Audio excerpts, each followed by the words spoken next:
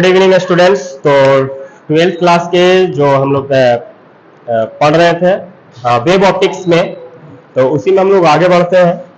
क्या था last topic बताइएगा।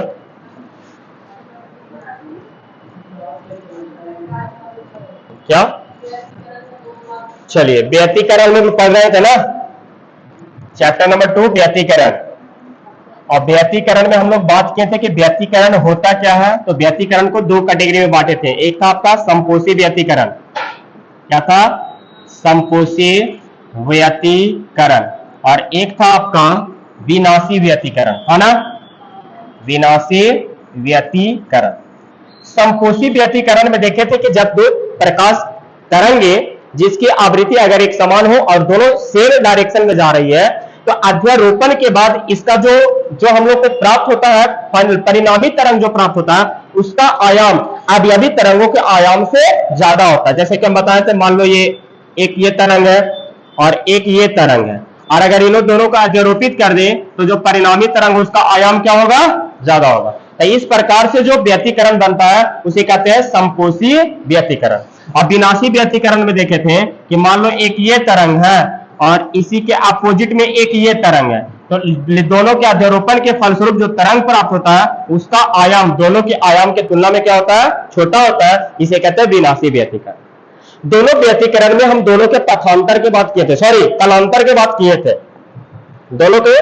तो संपोषी व्यतिकरण के जो कलांतर निकाले थे, संपोषी व्यतिकरण, इसका जो कलांतर फाई बराबर इक्वेशन आया था वो था 2n पाई। क्या था? 2n पाई, यही ना था। लेकिन अगर विनाशी व्यतिकरण की अगर बात करते हैं, विनाशी व्यतिकरण, तो इसका जो कलांतर निकला था फाई वो था 2n माइनस 1 इंटू पाई, या तो 2n प्लस 1 इंटू पाई। तो ज्यादातर हम लोग क्या लेकर चलेंगे? 2n माइनस 1 इंटू पाई। तो कलांतर अगर निकाले, ऑब्जेक्टिव सवाल में पूछा जाता है कि संपोषी व्यतिकरण का कलांतर कितना होता है, तो 2n इंटू पाई के बराबर। और विनाशी व्यतिकरण का जो कलांतर होता है वो 2n माइनस 1 इंटू पाई के बराबर। ऑब्जेक्टिव सवाल। एक है पथांतर। क्या टॉपिक आपका? पथांतर। अगर इसको हम संधि विच्छेद करें तो निकलेगा पथ जोड़ अंतर, यह नहीं निकलेगा।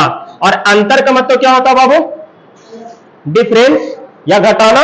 और पथ का मतलब क्या होता है? रास्ता। मतलब कि अगर माने कि दो तरंग है, एक तरंग है जो ए पॉइंट से मान लेते हैं कि बी पॉइंट पर जाता है, और एक तरंग है जो सी से लेकर बी पर जाता है।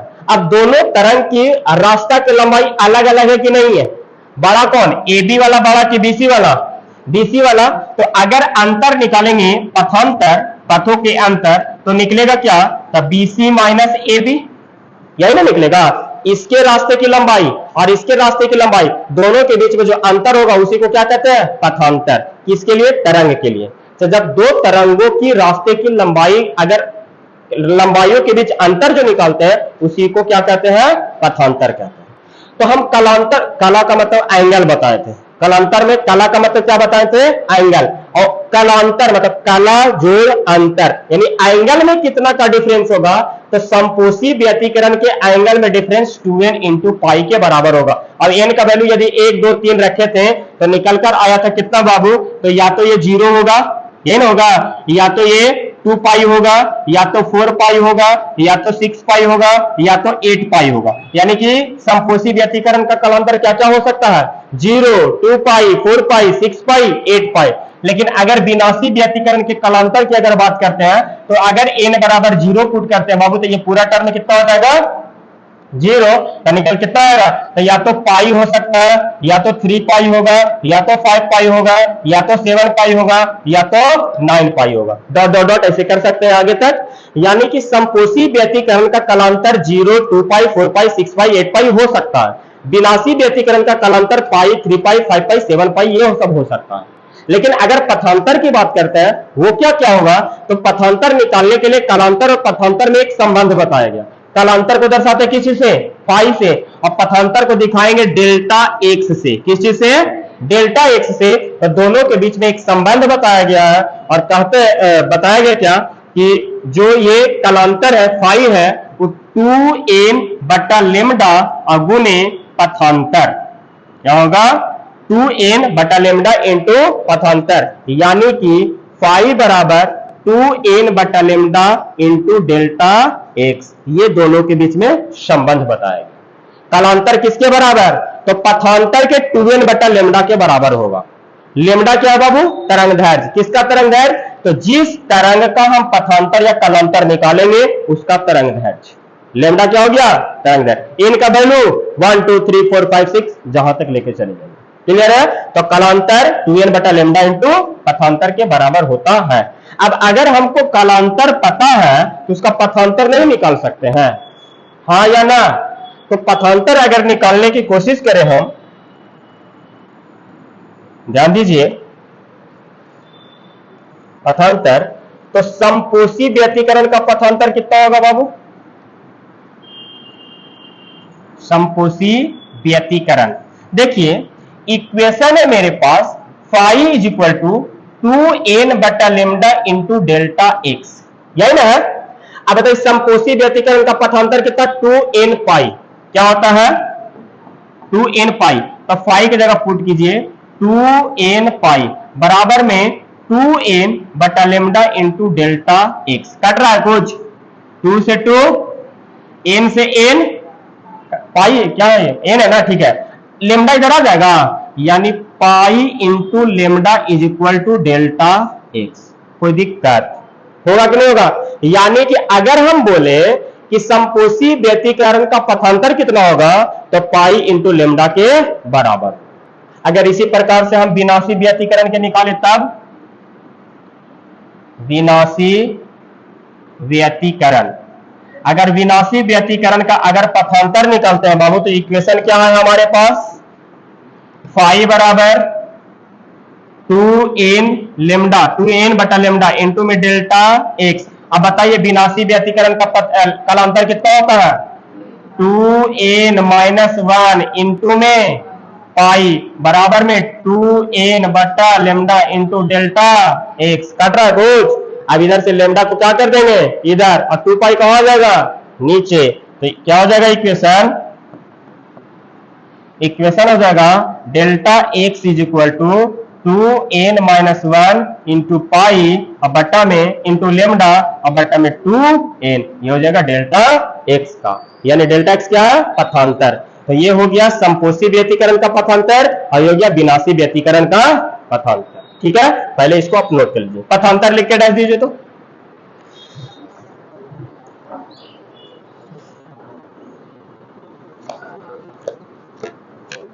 पथांतर लिख के डाल दीजिए।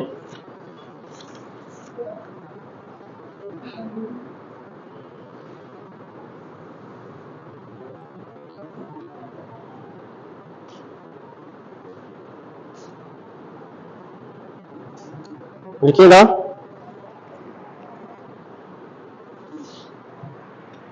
देखिए, किन्हीं दो तरंगों के, किन्हीं दो तरंगों के, किन्हीं दो तरंगों के, किन्हीं दो तरंगों के पथों के बीच का अंतर, किन्हीं दो तरंगों के पथों के बीच का अंतर, पथों के बीच का अंतर पथांतर कहलाता है। पथांतर कहलाता है।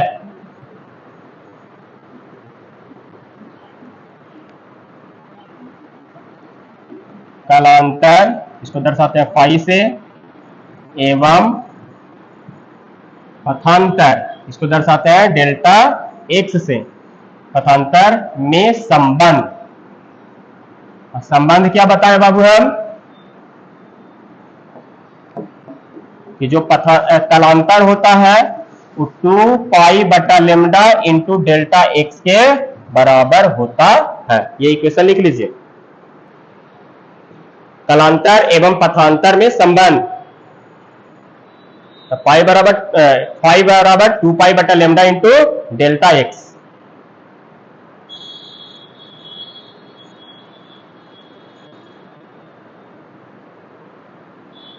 हो गया?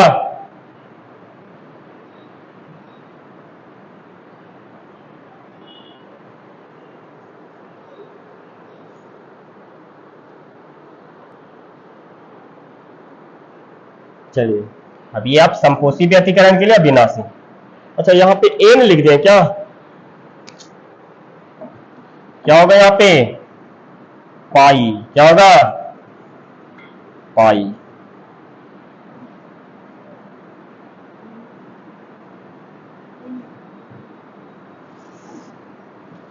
यहां भी ब्लंडर मिस्टेक, फिर से बना दे। चलो देखो इधर संपोषी के लिए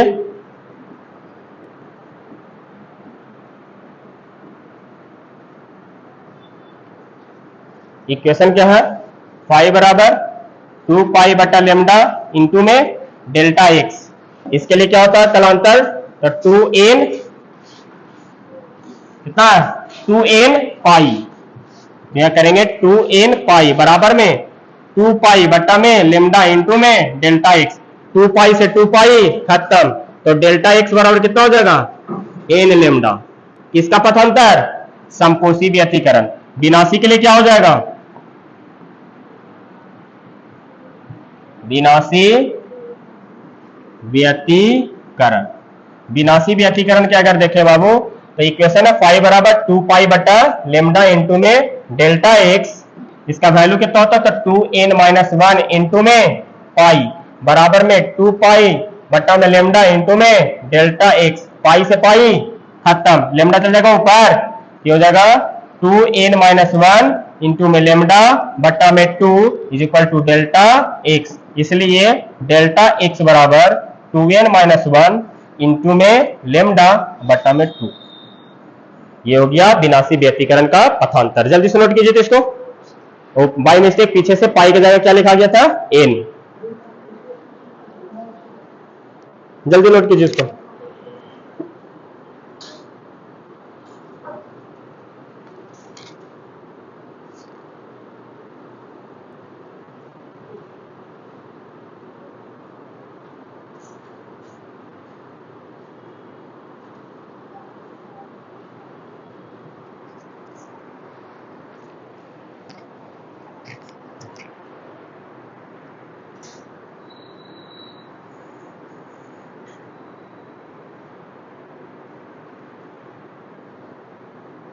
हो गया?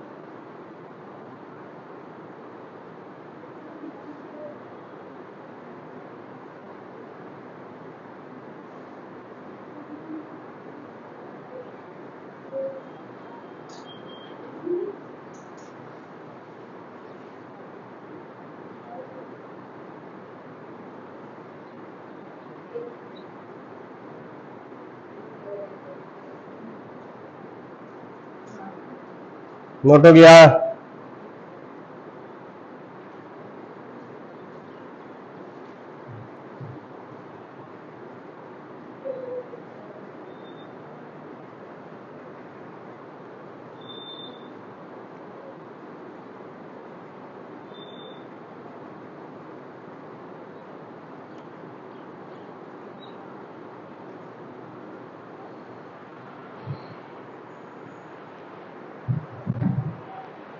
ठीक है, आगे बढ़े।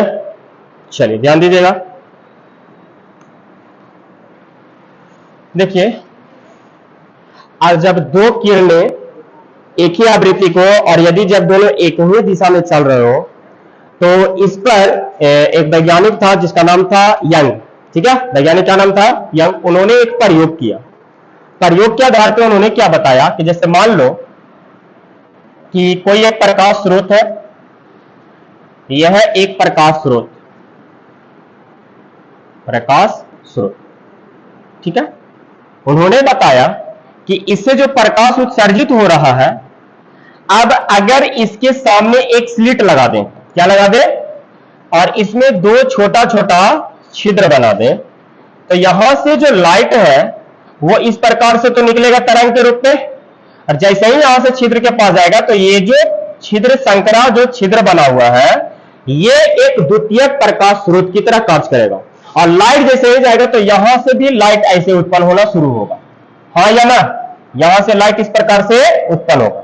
अब अगर दोनों प्रकाश की किरणें इस प्रकार से जा रहा है तो दोनों एक दूसरे को इंटरसेक्ट भी करेगा, करेगा कि नहीं करेगा? तो होगा क्या कि अगर दोनों ये जो प्रकाश स्रोत, दोनों एक प्रकाश स्रोत है जो उत्पन्न कहां से रहा है, ये प्रकाश स्रोत से, अब ये दोनों रियल में मान लेते हैं कि S1 और S2 है, नाम दे देते हैं S1 और S2। ये रियलिटी में प्रकाश स्रोत नहीं है, बस एक स्लिट लगा दिए है और इसके प्रकाश को ये द्वितीय प्रकाश स्रोत की तरह कार्य करेगा और आगे की ओर बढ़ेगा। होगा क्या कि जब दोनों प्रकाश की किरणें एक दूसरे से मिलेंगे तो मिलने के फलस्वरूप दो प्रकार की घटना, एक होगा संपोषी और एक होगा विनाशी। अगर संपोषी व्यतिकरण हुआ तो प्रकाश की तीव्रता क्या होगा बाबू? अधिक होगा, प्रकाश की तीव्रता क्या होगा? अधिक। और अगर विनाशी व्यतिकरण होगा तो प्रकाश की तीव्रता क्या होगा?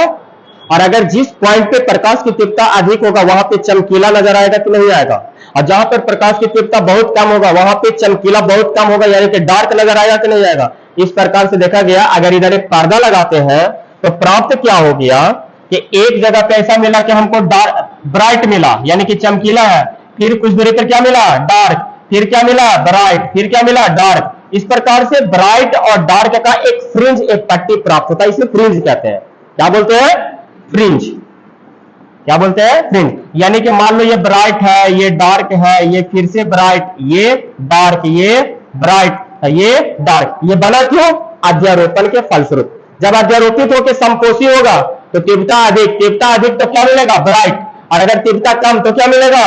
डार्क होगा। तो एक फ्रिंज प्राप्त होता है। इस फ्रिंज प्राप्त होने के लिए कुछ आवश्यक शर्त है, जैसे कि पहला शर्त है कि जो प्रकाश, यहां से प्रकाश की किरण आ रहा है, दोनों की आवृत्ति बराबर होना चाहिए। आवृत्ति क्या होना चाहिए? दोनों एक ही दिशा में जाना चाहिए, ठीक है, दोनों, यानी कहने का मतलब कला संबंध होना चाहिए अगर आवृत्ति बराबर है। दूसरा, एक वर्णी होना चाहिए, कहने का मतलब दोनों एक ही कलर का होना चाहिए, ये नहीं कि एगो लाल ले ले तो एगो ब्लू ले ले। अगर लाल और ब्लू ले ले तो दोनों का आवृत्ति क्या हो जाएगा? अलग अलग। अगर आवृत्ति बराबर तो दोनों एक ही वर्ण का होगा, और दोनों का जो स्रोत है वो संकरा होना चाहिए, मतलब बहुत पतला होना चाहिए। ये नहीं कि बड़ा का हलोजन लगा देंगे उससे फ्रिंज प्राप्त नहीं होगा, बहुत पतला होना चाहिए, आवृत्ति बराबर होना चाहिए और कला संबंध होना चाहिए। कला संबंध कहने का मतलब है कि दोनों के बीच कलांतर नहीं, एक ही एंगल से दोनों उत्पन्न होना चाहिए। और तो और दोनों प्रकाश की किरणों का आयाम लगभग बराबर होना चाहिए। आयाम क्या बोले? मान लो ये प्रकाश की किरण है तो ये जो ऊपर की ओर, शीर्ष की ओर, और ये जो गर्त है, शीर्ष और गर्त, ये दोनों की जो दूरी है या लंबाई है, इसी को आयाम कहते हैं। तो दोनों जो प्रकाश की किरण उत्पन्न हुआ है, दोनों के आयाम लगभग क्या होना चाहिए? बराबर होना चाहिए, ठीक है। तो फ्रिंज प्राप्त करने के लिए कुछ शर्त है, पहले आप वो नोट कीजिए, लिखिएगा या पहले हेडिंग बनाइए, यंग का प्रयोग। यंग का प्रयोग, यंग का प्रयोग।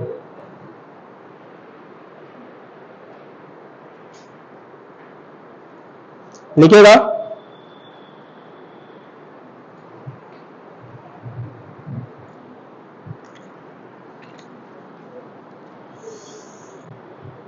प्रकाश के व्यतिकरण, प्रकाश के व्यतिकरण की घटना, प्रकाश के व्यतिकरण की घटना को, प्रकाश के व्यतिकरण की घटना को प्रयोग द्वारा सर्वप्रथम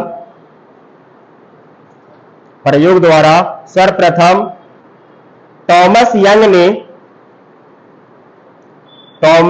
यंग, अरे इंडिया में लिखता है टॉमस, हिंदी में बोलते हैं थॉमस,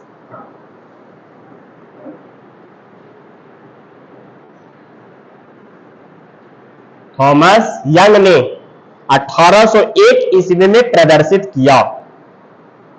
1801 ईस्वी में प्रदर्शित किया।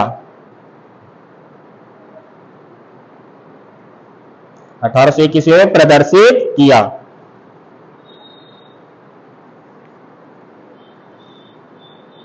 उन्होंने अपने प्रयोग में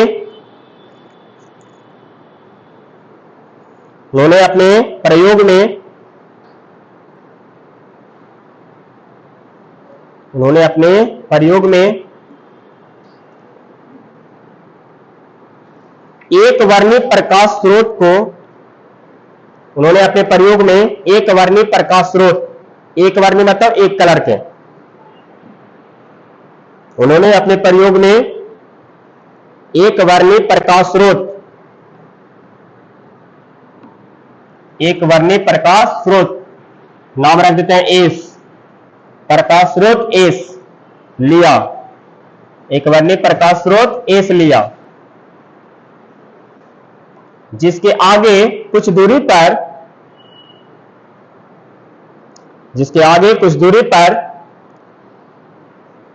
एक स्लिट रखकर, इसके आगे कुछ दूरी पर एक स्लिट रखकर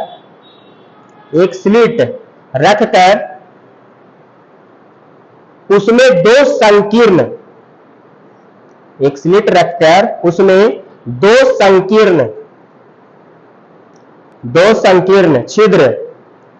संकीर्ण छिद्र S1 और S2 बनाया,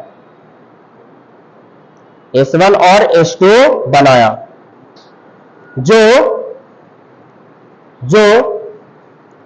द्वितीयक प्रकाश स्रोत का कार्य करता है, जो द्वितीयक प्रकाश स्रोत का कार्य करता है, जो द्वितीयक प्रकाश स्रोत का कार्य करता है।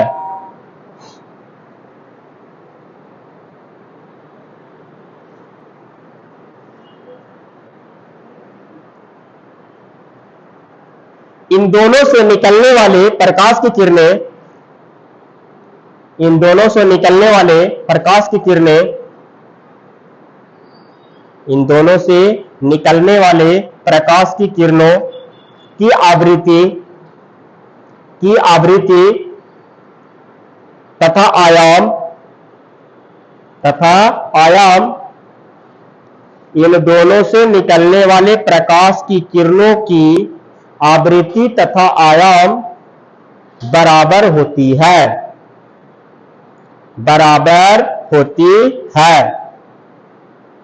जिसके कारण अध्यारोपण के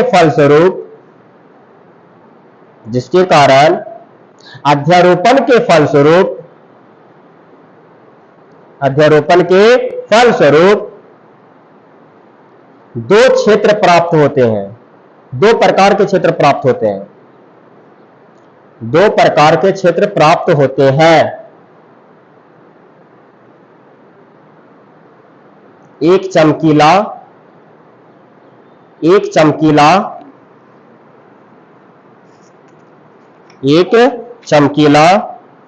तथा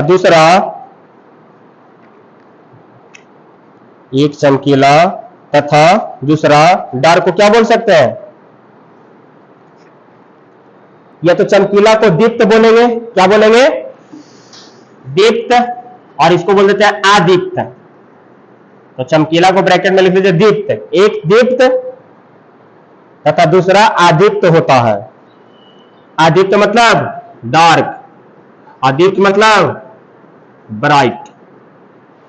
एक दीप्त तथा दूसरा अदीप्त होता है, जिसे फ्रिंज कहते हैं, जिसे फ्रिंज कहते हैं, जिसे फ्रिंज कहते हैं। क्लियर है? तो ये था यंग का प्रयोग। क्या फिगर बना लेते हैं हम।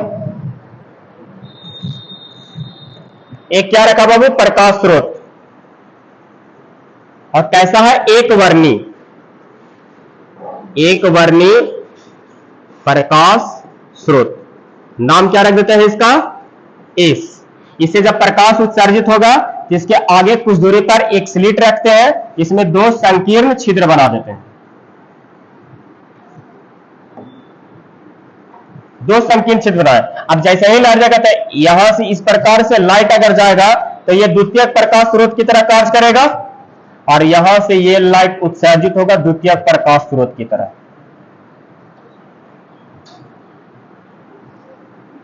ठीक है, ये हुआ। और यहां से द्वितीयक प्रकाश स्रोत की तरह कार्य करेगा। इस प्रकार से होगा कि नहीं होगा? अब बताइए कि इन दोनों प्रकाश की किरण कहीं कहीं पे कट रहे हैं कि नहीं कट रहे हैं? और यहां पे एक लगा दिया पर्दा। क्या लगा दिए हैं? पर्दा। अब पर्दा पर क्या होगा?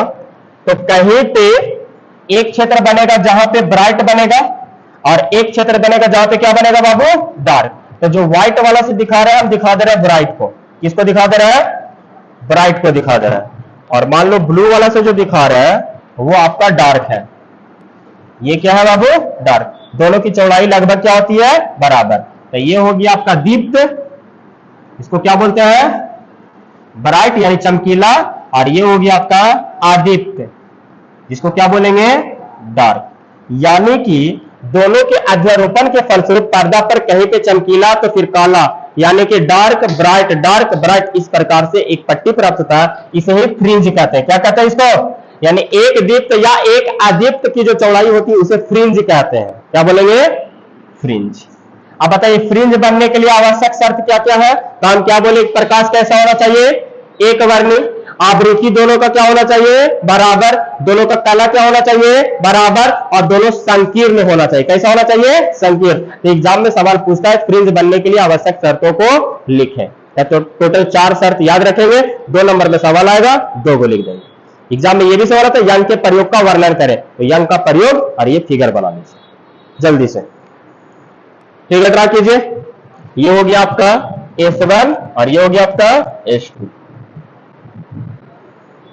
जल्दी से फिगर बनाइए।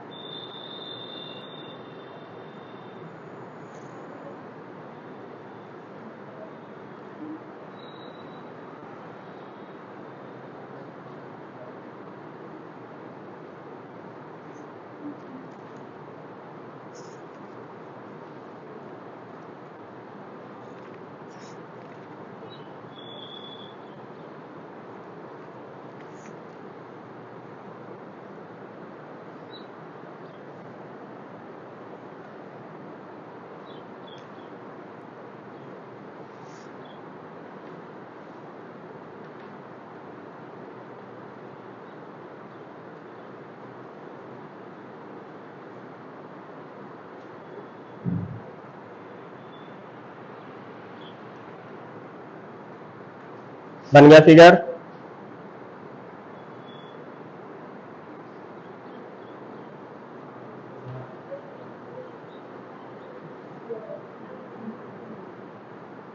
हो गया।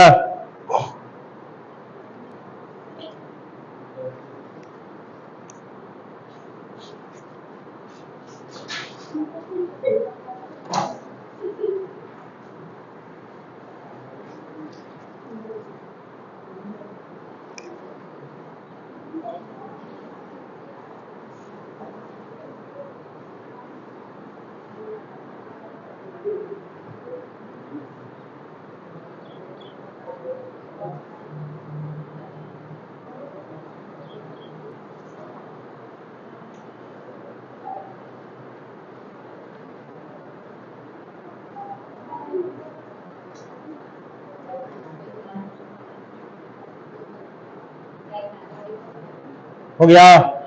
चलिए नीचे से एक पॉइंट लिखिएगा। लिखिएगा पर्दा पर प्राप्त दीप्त और अदीप्त क्षेत्र को, पर्दा पर प्राप्त दीप्त और अदीप्त क्षेत्र को, पर्दा पर प्राप्त दीप्त और अदीप्त क्षेत्र को फ्रिंज कहते हैं। दीप्त और अदीप्त क्षेत्र को फ्रिंज कहते हैं। दीप्त और अदीप्त क्षेत्र को फ्रिंज कहते हैं,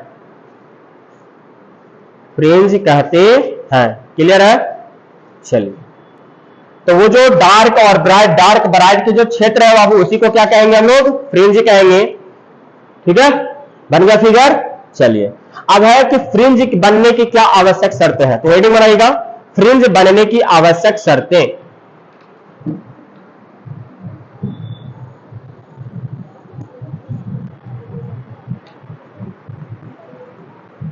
फ्रिंज बनने की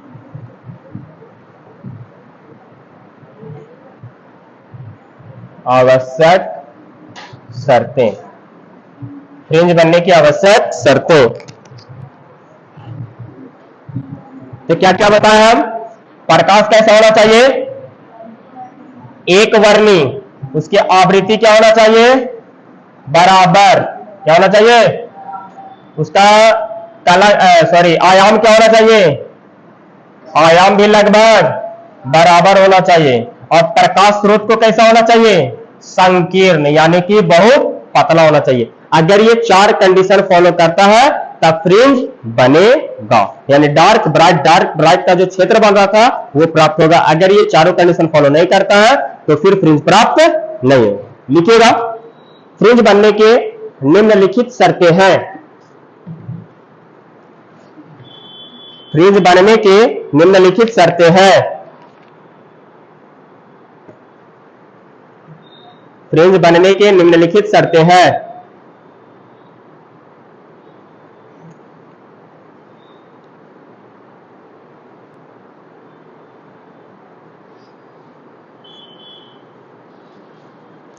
पहला पॉइंट, प्रकाश स्रोत को एक वर्णी होना चाहिए।